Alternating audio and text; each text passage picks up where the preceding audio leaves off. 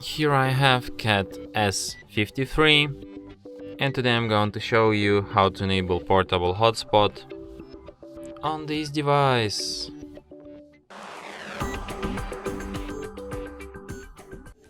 So to do this, firstly you have to open settings, then you should go to the network and internet, and then to the hotspot and tethering.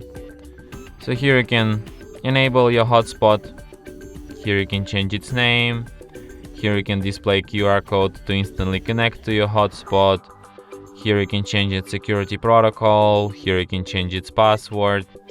In advanced you can also set it to turn off automatically when no devices are connected. And that's it. Thanks for watching. If you find this tutorial useful, don't forget to hit that like button and subscribe to our channel.